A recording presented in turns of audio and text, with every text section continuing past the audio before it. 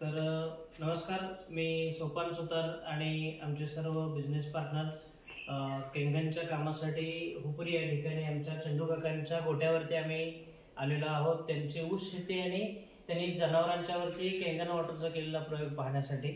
तर काकांची ही एक म्हैस होती जी घरी बांधल्यामुळे तिचं संपूर्ण अंग पांढरं पडलेलं होतं आणि अशा काळात या जनावराला कत्तलखान्यामध्ये देण्याची मानसिकता होती, पण चंदू काकांनी आपल्या केंगनचा प्रयोग केला आणि आज आपण बघतोय ती म्हैस कशा पद्धतीने आपल्याला इथं पाहता येते। आपण काकांच्याच तोंडून ती गोष्ट आपण ऐकूया।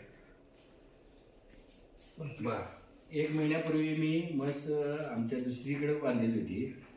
ती इकडं म्हणजे एकदम पांढरी फटफटीत पडलेली। तिथली लोक सगळी म्हणाली की असं बाबा हे पांढरपुळा सोडावा, आता काय उपयोगाचं नाही आहे। नाही म्हटलं, मी म्हटलं असं आहे, आमच्या गोट्यावर बांधतो आणि त्यानंतर तिथं मी म्हस तयार करतो म्हटलं। मग तेव्हापासून 1 महिना झाला, रोज 2.5 pH ह्याला फवारणी करत होतो। पूर्णपणे पांढरा म्हणजे त्वचा झाली सगळी।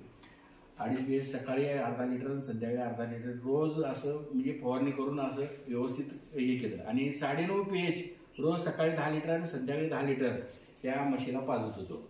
त्या पद्धतीनं आता आज मी 1 महिन्यानं असं या पद्धतीनं दिसते म्हस। थँक्यू।